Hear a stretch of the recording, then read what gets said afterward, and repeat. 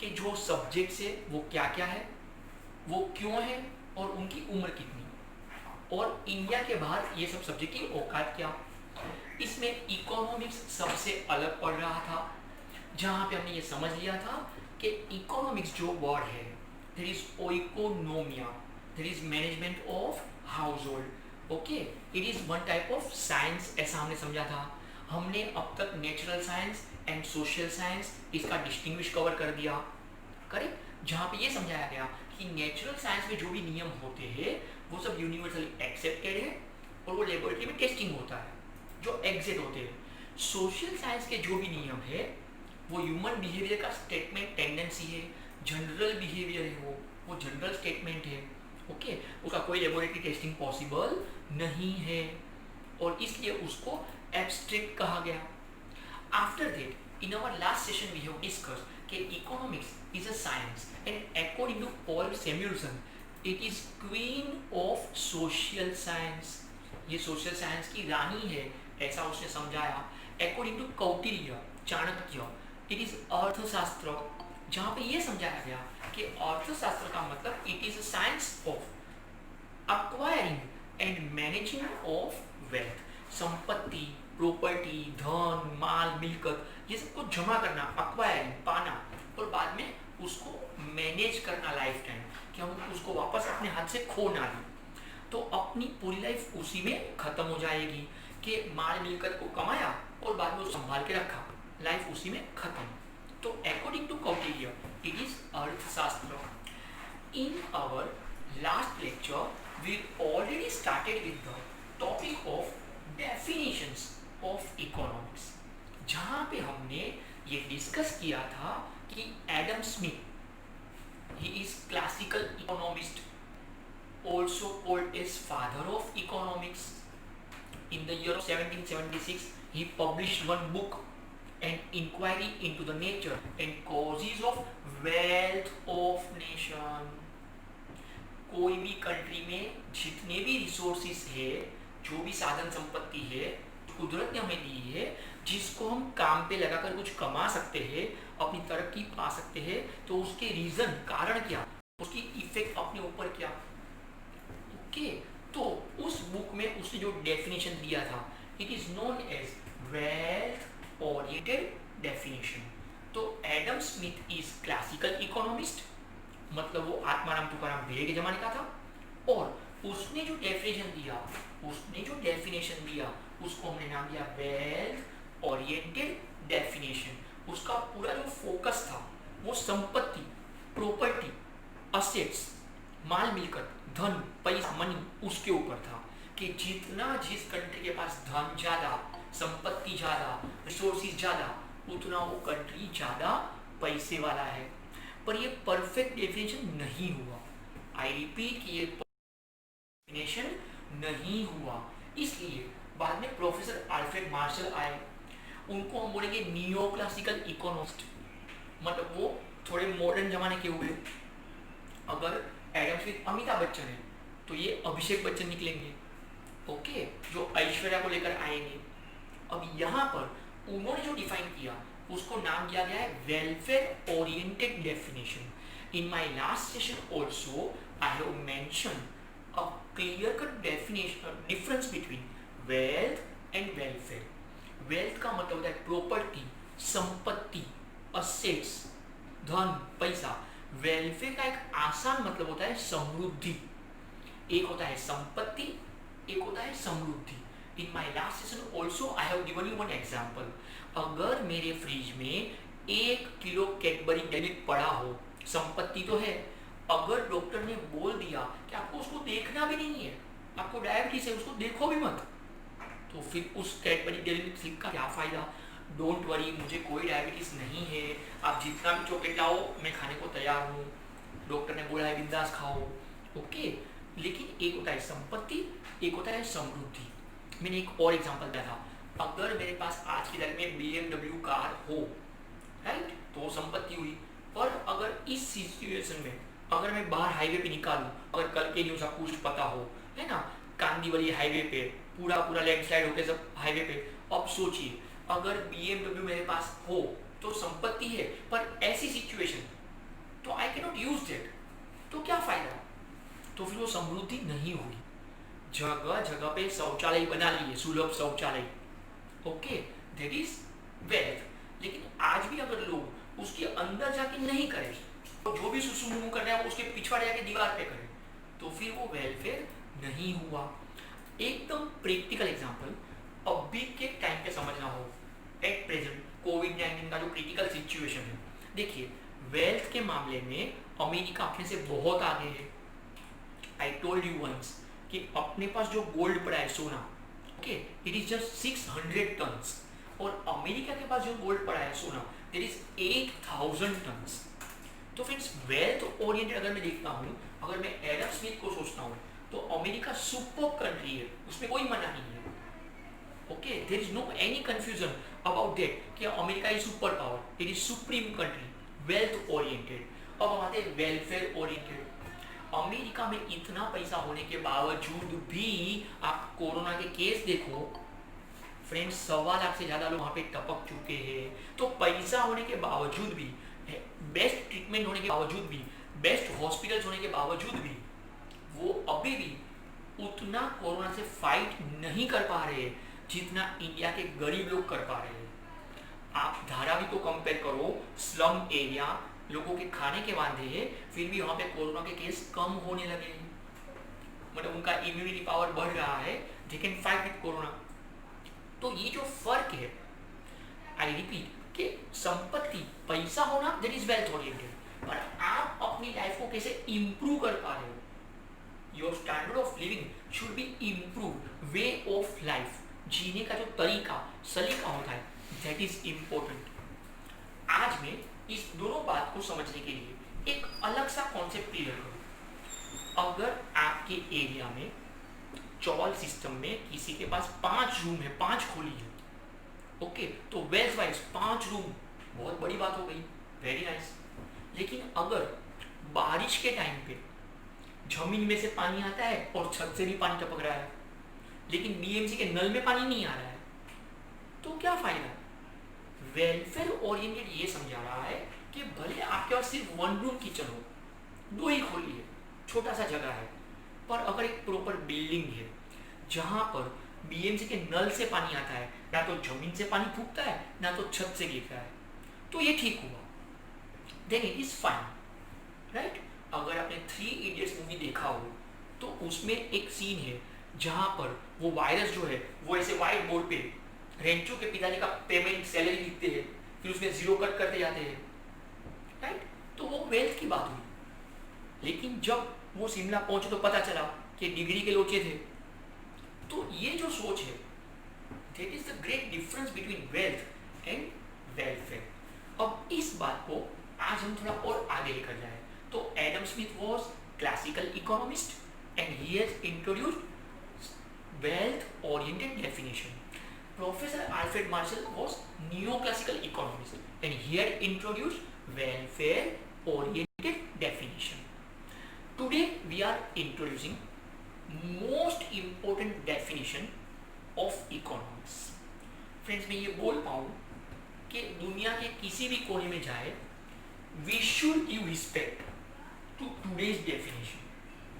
ऊपर की कोई भी डेफिनेशन में आपने सिर्फ नाम याद रखे, that is okay.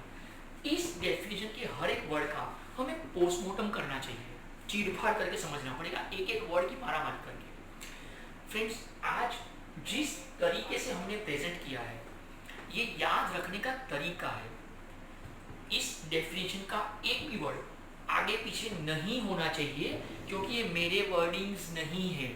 आप अपने हिसाब से इसके साथ छेड़खानी नहीं कर सकते हो। आप मेरे साथ कोई भी छेड़खानी करो, दैट इज ओके, इसके साथ छेड़खानी नहीं करना। एक भी वर्ड आगे पीछे हुआ तो it is not allowed to give you full marks, नहीं दिया जाएगा फुल मार्क्स, वो सीधा वहां पे कट करके 0 कर देंगे, क्योंकि ये मेरे वर्डिंग्स नहीं है, ये आपके हिसाब से अकॉर्डिंग टू मी ऐसा नहीं है, okay.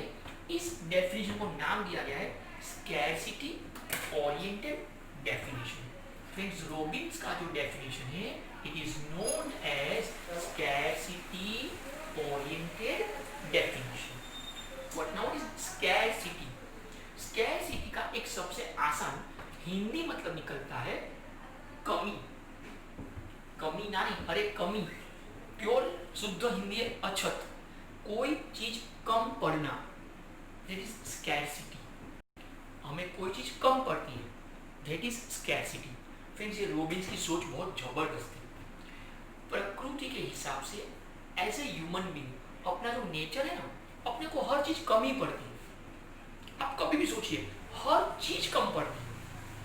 The fact is, suppose 10th standard में आप में से अगर किसी को 70% के भी आने के चांसेस नहीं थे और फिर भी रिजल्ट में 75% आए, तो भी पेरेंट्स क्या बोलेंगे, अरे 8 का नंबर तो आना चाहिए था, 80 आ जाए तो कितना अच्छा लगता। अब सपोज किसी को 80 आया है, 85 सुपर, जो चाहिए वो कॉलेज मिलता, 5% के लिए रह गया। अच्छा, अगर किसी को 85 आया है, अरे 99 का नंबर कितना सुपर नंबर होता, रिजल्ट में हम खुशी होकर बोल सकते।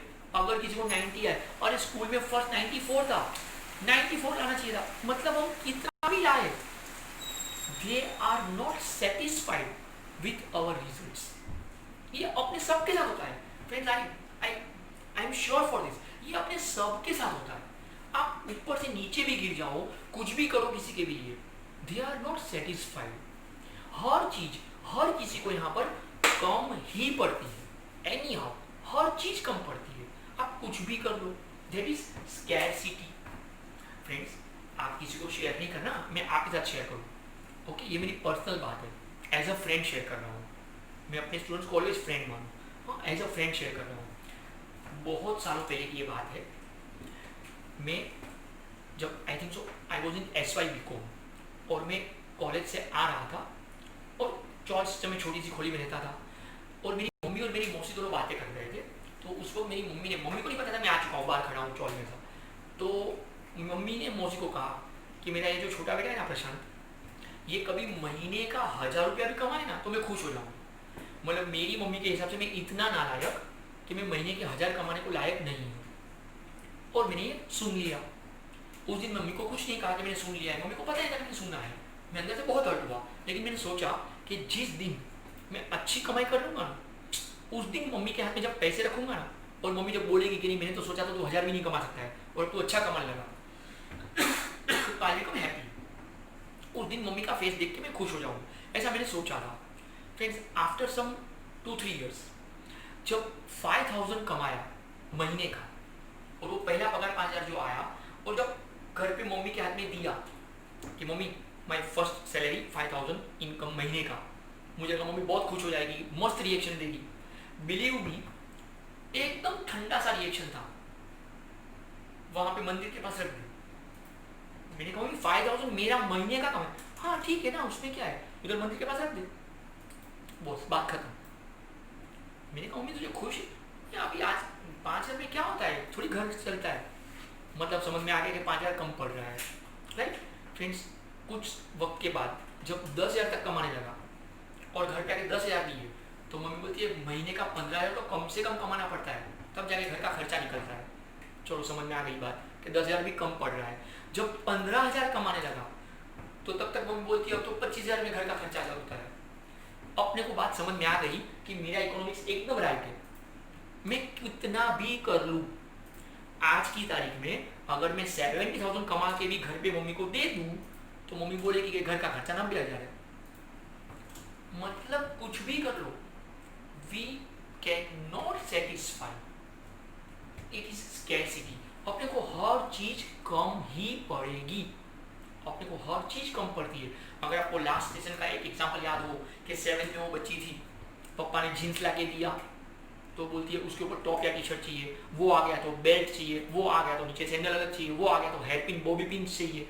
मतलब अल्टीमेटली कुछ भी कर लो, it is scarcity. Sorry, don't worry, corona की खांसी नहीं है। Now see we begin with the actual definition of Robbins given by Robbins and there is known as scarcity definition. Economics is a science. अरे भाई हमें पता है science है, पिछले 3 सेशन से पकड़े साइंस है साइंस है साइंस है, पता नहीं कॉमर्स का खोल लिया। हमने समझा था science is a systematic study of knowledge, systematic body of knowledge. Okay, तो जिस चीज को एक फिनोमेना समझने के लिए जब हम सिस्टमेटिक स्टडी करेंगे तो it becomes science, and economics is part of social science, correct. तो इकोनॉमिक्स इज अ साइंस, ये एक साइंस है क्योंकि ये जो भी स्टडी करेगा वो सिस्टमेटिक करेगा। तो economics is a science which studies, बोलो कितना बड़ा बात किया कि ये ना स्टडी करेगा। अरे भाई हमको भी पता है स्टडी करेगा, हम भी तो स्टडी करने के लिए बैठे हैं, हम थोड़ी अंताक्षरी खेल रहे हैं यहाँ पर आके, हम भी स्टडी कर रहे हैं और क्या कर रहे हैं। तो विच स्टडीज, अब ये क्या स्टडी करेगा, तो बोले which studies human behaviour, how do we behave as a human being.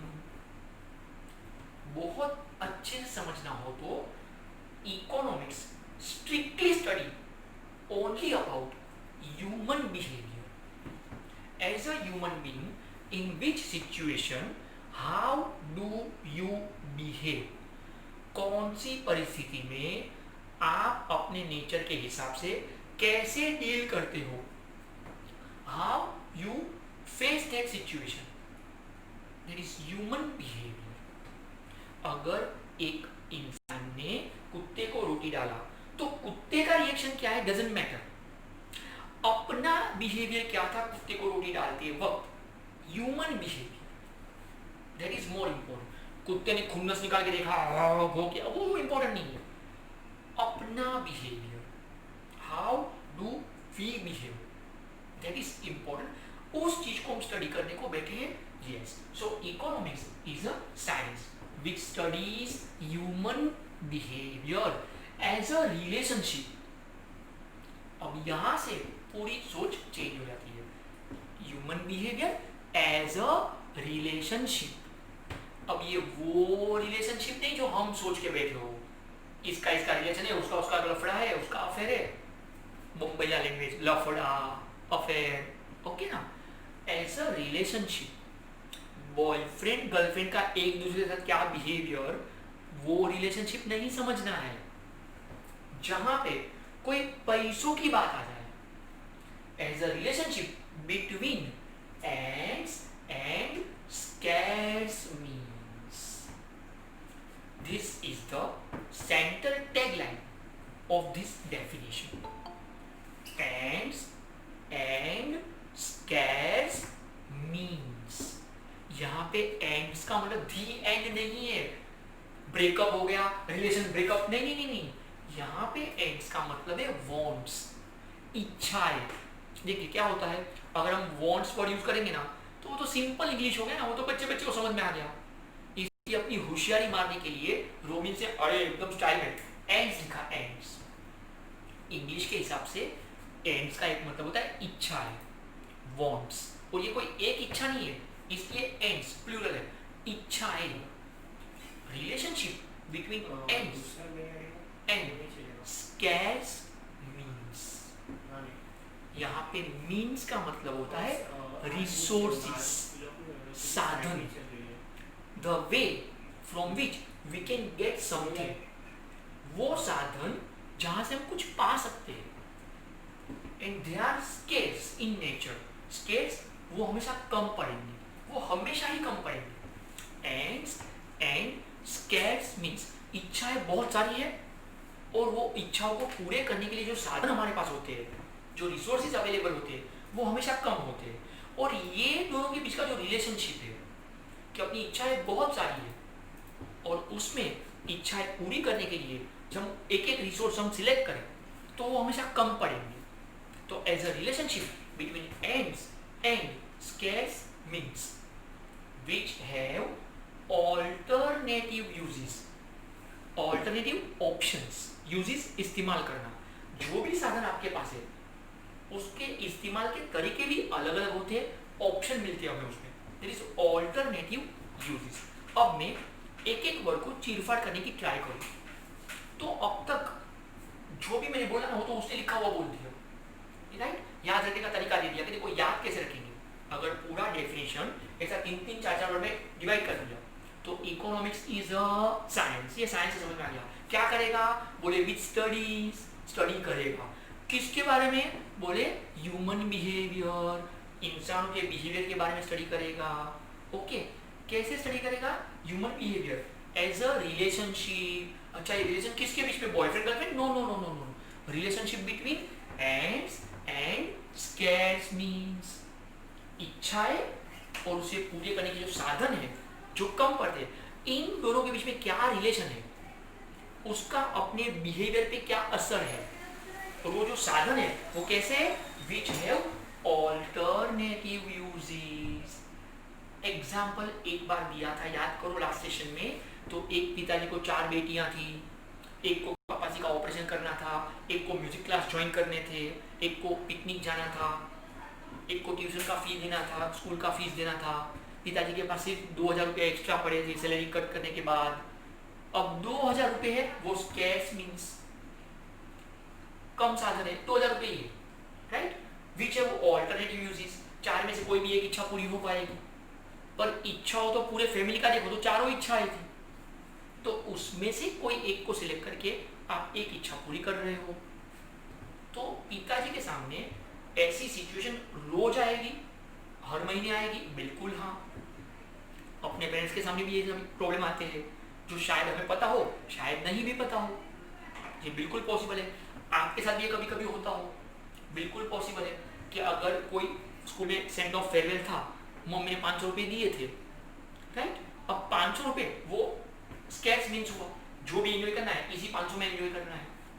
Which have alternative uses, अब ये 500 में से अपने लिए कुछ गिफ्ट खरीदे, या फिर हमने जिसके बारे में सोचा है अगर वो पार्टनर मिल जाए तो उसके लिए कुछ खरीदना है कि रेस्टोरेंट में आके पैसे उड़ाने हैं, ऑल्टरनेटिव यूजेस। बाकी इच्छाएं तो बहुत सारी होती है। चलो इस बात को समझने के लिए एक एग्जाम्पल, सपोज बोल रहा हूँ, हाँ, तो वर्ड को पकड़ के नहीं बैठने का। सपोज आज मेरी गर्लफ्रेंड का बर्थडे है, ओके, और सुबह सुबह मेरे से गलती हो गई, मैंने उसको पूछ लिया कि darling what do you want from me, I love you so much. अब मुझे लगा कि वो तो प्यार से बोल देगी, सिर्फ तेरा साथ चाहिए, तेरा सपोर्ट चाहिए, तेरा प्यार चाहिए, लेकिन वो तो बहुत इकोनॉमिक माइंड वाली थी, okay, that is economic mind. अब उसने जो शुरू किया, ओके, उसने ये बोलना शुरू किया कि सुबह मॉर्निंग में क्लाइमेट बहुत अच्छा है, बारिश सुपर है, हम सुबह निकलते हैं। मैंने कहा 1 मिनट, मैं इको का एक लेक्चर लेके आता हूँ, FIC का बाद में निकलते हैं, ठीक है। बोली ठीक है, लेकिन बाद में सब बातें मेरी माननी पड़ेगी। मैंने कहा डन। अब मुझे क्या पता कि कोई क्या क्या चीज़ें आएगी। अब लेक्चर के बाद वो मुझे बोली कि सबसे पहले हम बैंड्रा वाली सीलिंग जाएंगे, मौसम बहुत सुहाना है। मैंने कहा ओके। बोले उसके बाद हम दादर सिद्धिविनायक मंदिर बाहर से पैर छूके बाद में मरीन ड्राइव जाएंगे। मैंने कहा ओके। बोले उसके बाद है ना गेटवे ऑफ इंडिया लेके जाना। मैंने कहा अच्छा ओके, मतलब सब समंदर किनारे घूमना है ना, तो फोकट में ये सब टेंशन नहीं, सिर्फ कार का पेट्रोल ही जाएगा ना, ओके। बोलती है दोपहर तक में ये सब तीनों चीज हो जाएगी। मैंने कहा अच्छा बाद में। बोले बाद में आज से मॉल ओपन हो रहे हैं और सब जगह डिस्काउंट स्कीम। अब यहाँ पे थोड़ा टेंशन शुरू मेरा। मैंने कहा लेकिन फिर भी ठीक है, चलो ओके मॉल जाएंगे बाद में।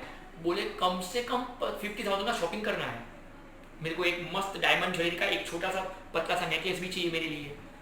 मैंने कहा 1 मिनट, 50,000 में डायमंड नेकलेस भी आ जाएगा? ये तो पॉसिबल नहीं है।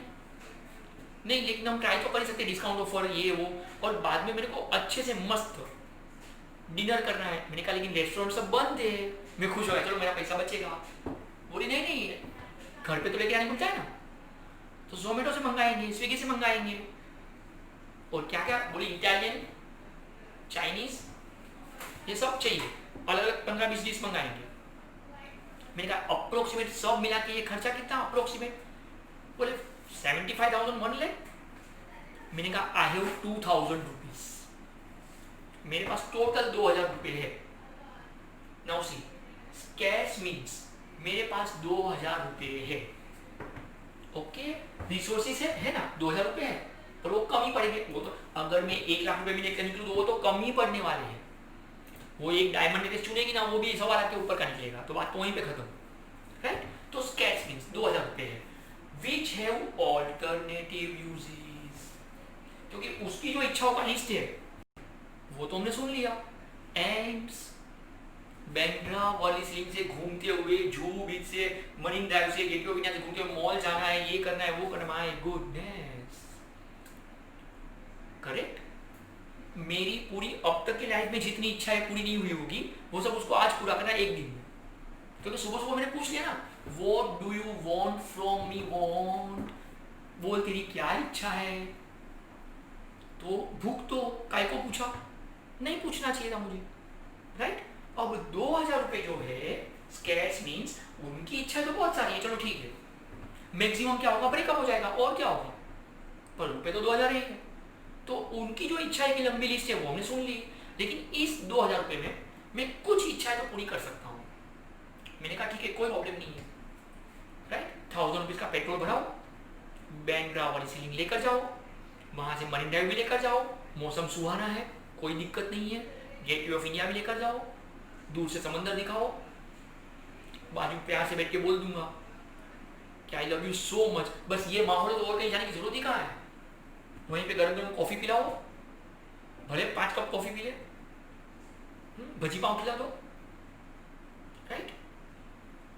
और ये जो चीजें हैं ये इच्छाएं पूरी हो सकती है, तो विच हैव ऑल्टरनेटिव यूजेस। या फिर वो बोले नहीं नहीं नहीं, मेरे को गिफ्ट तो कुछ मिला ही नहीं, क्या फायदा, तो मेरे को एक केक क्यों, तो फिर एक काम करते हैं, कहीं नहीं जाना है, मैं 2000 का सीधा एक गिफ्ट मंगा के दे दूं।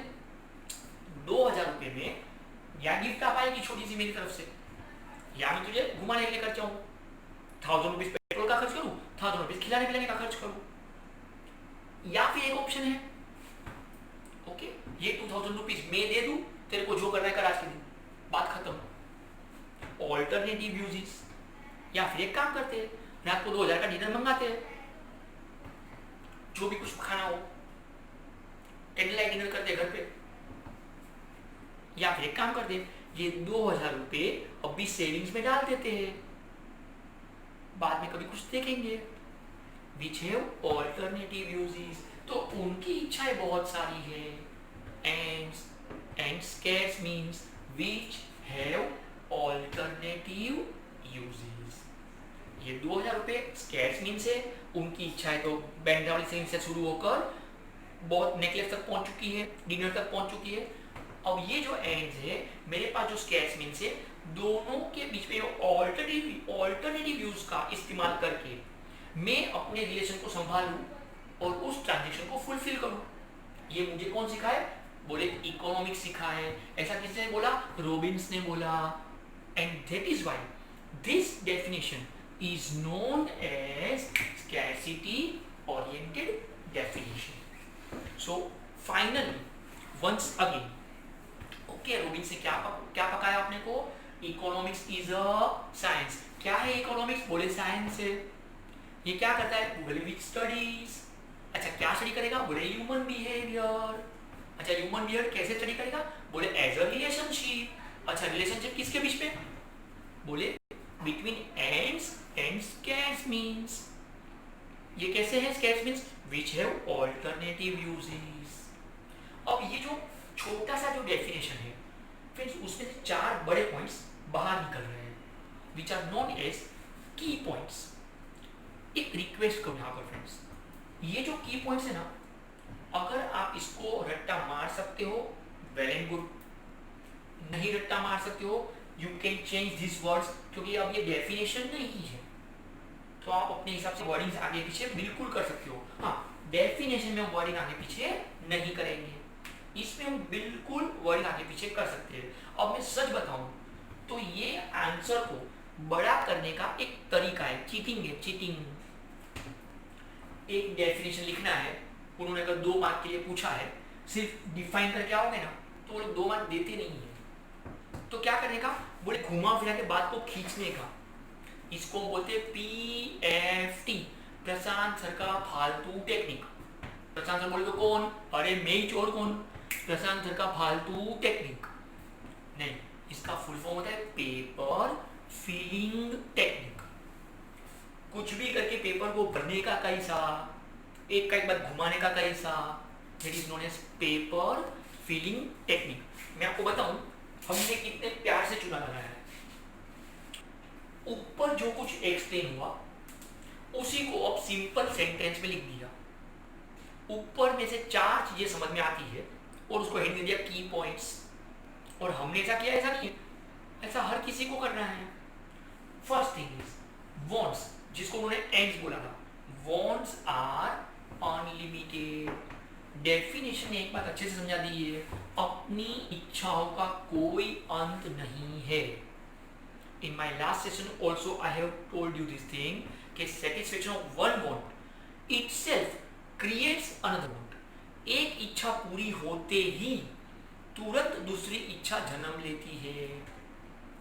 अगर आपको इच्छा हो कि जब थिएटर चालू हो जाएंगे ना, फिर हम मूवी देखने जाएंगे, अक्षय कुमार का सूर्यवंशी देखने जाएंगे, अब ये पहली इच्छा है।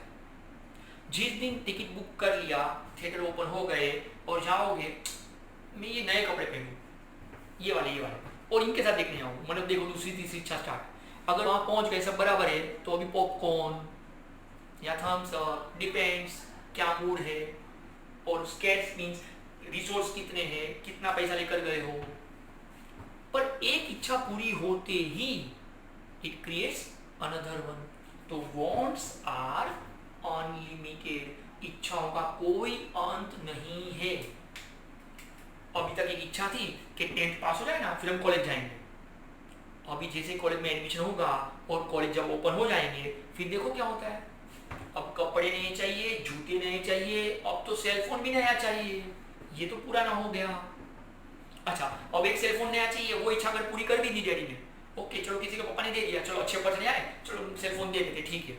अब सेलफोन दिला भी दिया, तो अब कवर ये वाला चाहिए, ये वाला नहीं, क्रेडिट कार्ड ये वाला चाहिए, टेम्पर ग्लास ये वाला चाहिए, करेक्ट, सो मेनी थिंग्स। तो वांट्स आर अनलिमिटेड, पर उन इच्छाओं को पूरी करने के जो साधन होते हैं, उन इच्छाओं को पूरे करने के जो साधन होते हैं, resources, means, they are comparatively limited.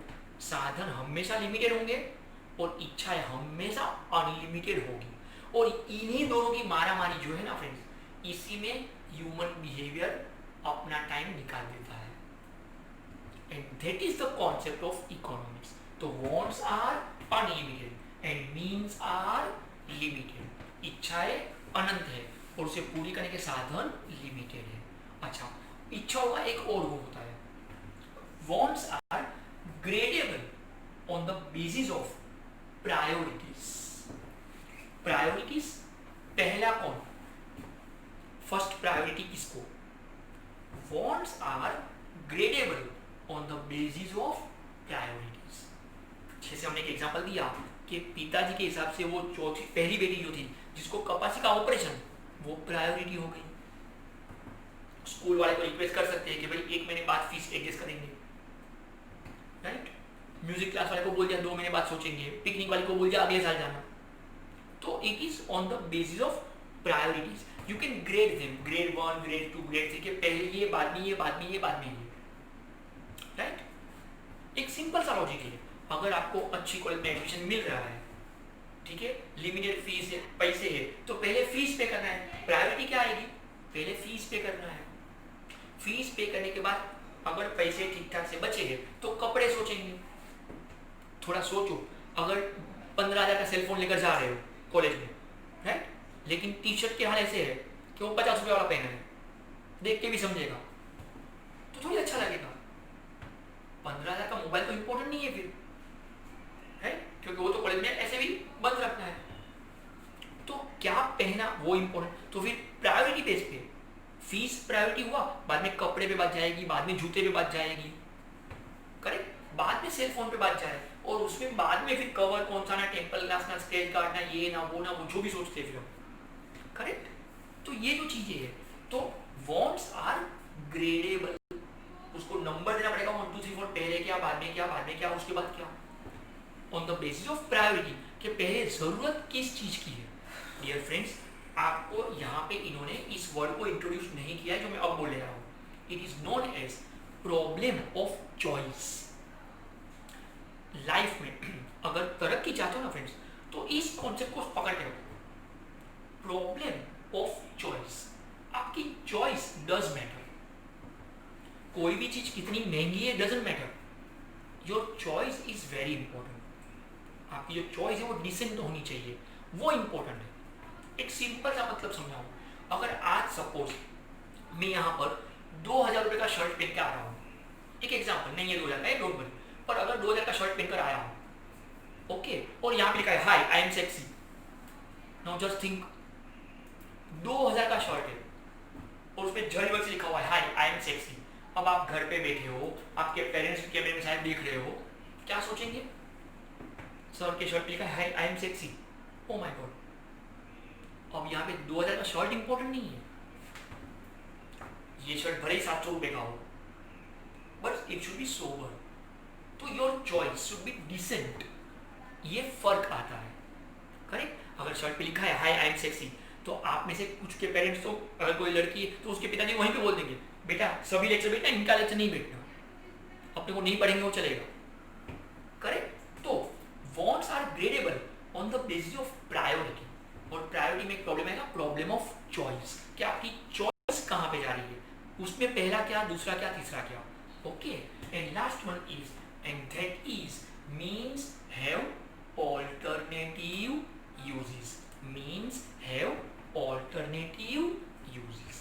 वो मैं काफी बोल चुका हूँ कि 2000 रुपये मेरे पास है, उसके ऑल्टरनेटिव यूज सोचने हैं, ओके? या तो गर्लफ्रेंड को 2000 रुपये दे दिए कि तेरे को जो एंजॉय करना है कर, या तो गिफ्ट लेके दे दिया, या तो 2000 का डिनर कंफर्म करो, या तो घूमने चलो, पेट्रोल का पैसा और खाने पीने का पैसा एडजस्ट करो। 2000 रुपये तो 2000 ही है, विच हैव ऑल्टरनेटिव यूज, ओके? तो यहाँ पर रॉबिन्स की डेफिनेशन को हमने नाम दिया स्कैरसिटी ओरिएंटेड डेफिनेशन।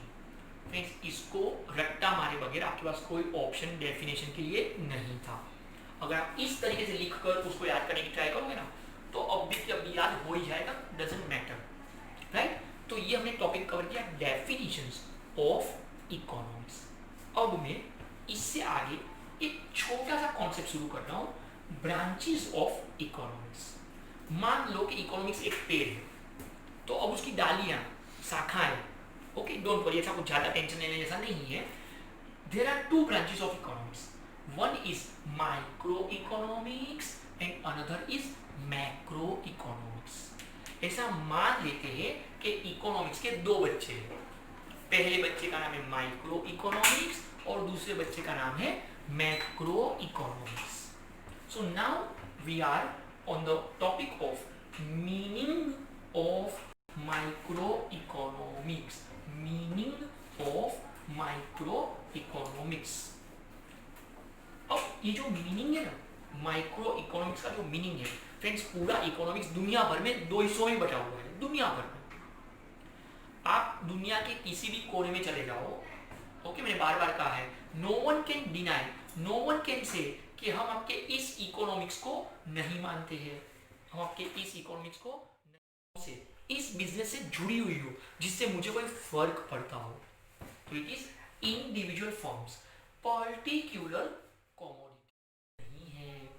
ये सालों पुराना वर्ड है जो आपको पहले से पता है। स्मॉल, याद करो 9th 10th का साइंस, माइक्रोस्कोप, याद करो माइक्रोस्कोप, राइट?